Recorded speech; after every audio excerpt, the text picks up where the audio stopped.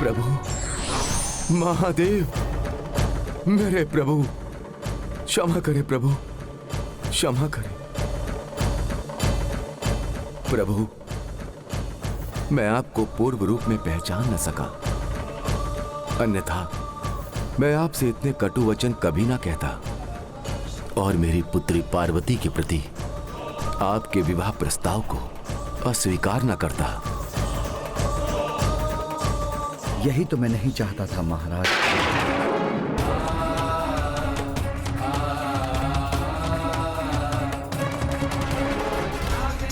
प्रभु, मैं इसका इच्छुक नहीं था कि मेरे वास्तविक स्वरूप के दर्शन कर आप मेरे प्रभुत्व से प्रभावित होकर आप अपनी पुत्री देवी पार्वती के जीवन के संबंध में इतना महत्वपूर्ण निर्णय लें। इस विषय पर बिना किसी प्रभाव और दबाव के पूर्ण सोच विचार अवश्य करना चाहिए, क्योंकि अपने सुन्नत नर्तक अवतार के समान मैं भी यहाँ वहाँ भ्रमण करता रहता हूँ। मेरे पास ना तो एक राजकुमारी के लिए कोई उपयुक्त निवास है और ना ही उनको देने हेतु सुख सामग्री। मैं तो कैलाश पर्वत का आभारी हूँ कि वो मेरे निवास के रूप में मेरे ध्यान के स्थल बना।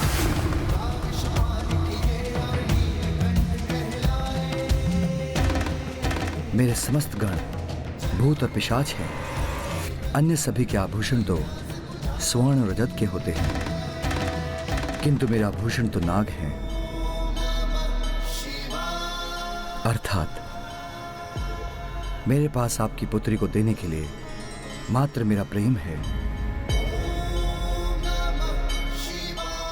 इसलिए मेरे प्रभुत्व के अतिरिक्त विचार कीजिए। मुझे ईश्वर नहीं, सुन्नत नर्तक मानकर ही एक पिता की दृष्टि से देखिए और फिर निर्णय लीजिए कि मैं आपकी पुत्री के योग्य हूं अथवा नहीं।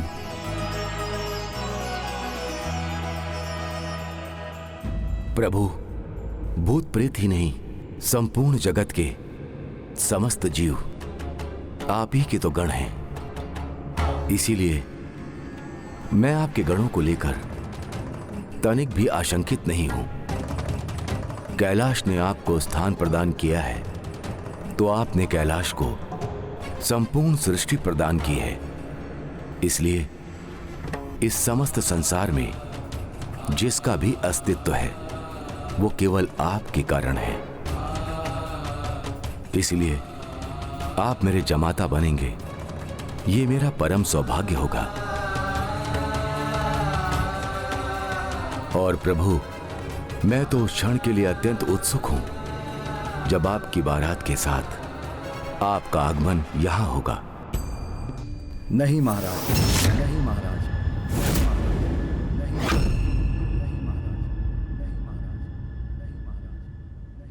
उसके पूर्व अभी वो संपन्न होना शेष है, जो प्रथम मर्यादा के अनुसार अत्यंत महत्वपूर्ण है।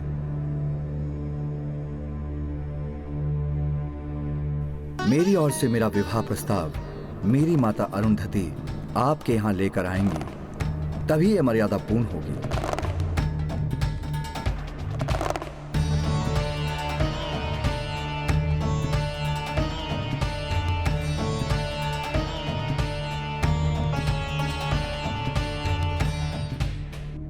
तो ये थी मेरे प्रभु महादेव शिव शंकर शंभू के नट अवतार प्रभु सुनट नर्तक की कथा।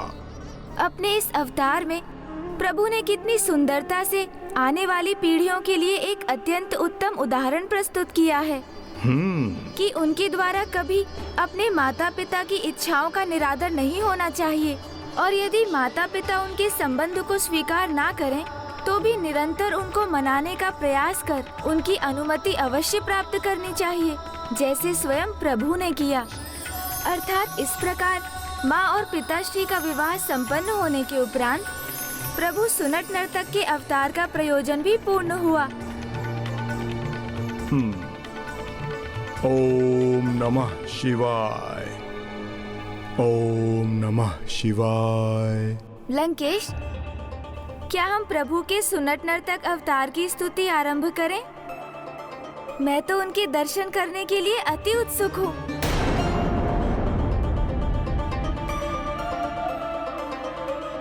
क्या हुआ लंकेश? कहीं आप उनसे भयभीत तो नहीं कि कहीं वो? भय? मुझे कोई भय नहीं गौरी पुत्र। और वैसे भी प्रभु सुनट नर्तक प्रभु के नट अवतार हैं, उनसे भय का तो कोई कारण नहीं।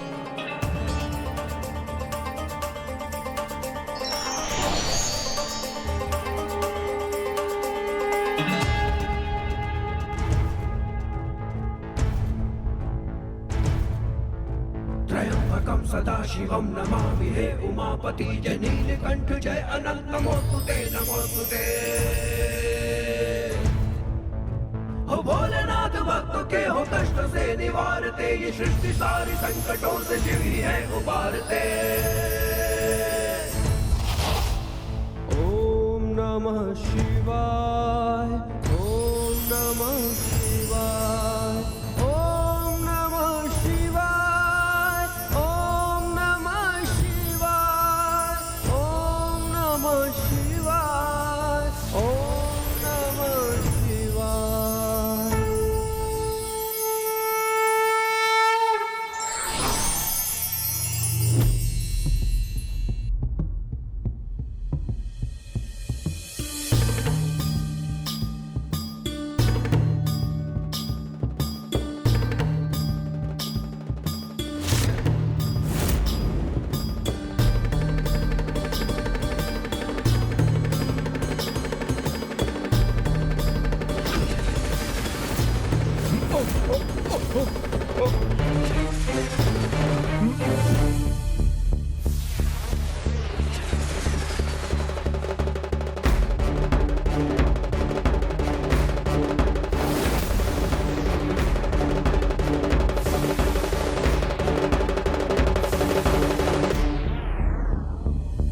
ये प्रभु वीरभद्र, प्रभु भैरव और प्रभु शरव के समान प्रभु के योद्धा स्वरूप नहीं हैं, किंतु इन्होंने तो यहाँ आते ही मेरे हाथों से आत्मलिंग विलग कर दिए।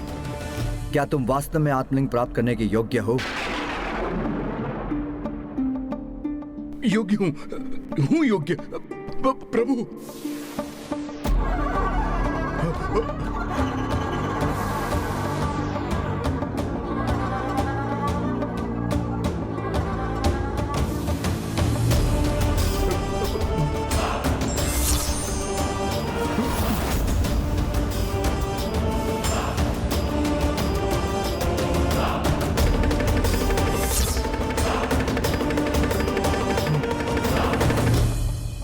हे प्रभु सुनट नर्तक, मैं आपका सामना कहां कर सकता हूं, इसलिए आप इस भक्त पर दया कीजिए,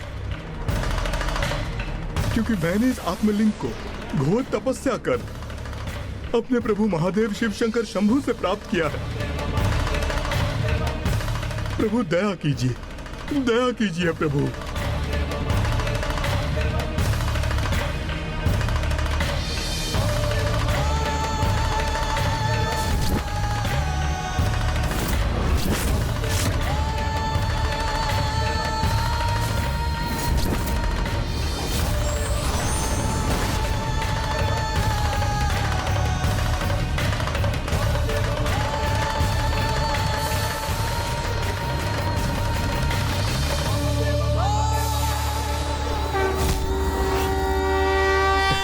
धन्यवाद प्रभु।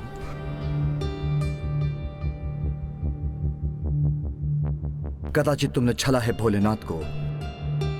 भले ही मैं तुम्हें ये आत्मलिंग लौटा रहा हूं, तो अधिक समय तक इसे अपने पास नहीं रख सकोगे। समय आने पर ये अपने उचित स्थान पर लौट जाएंगे। कि जो तुम्हारा है ही नहीं, वो तुम्हारा कैसे हो सकता है?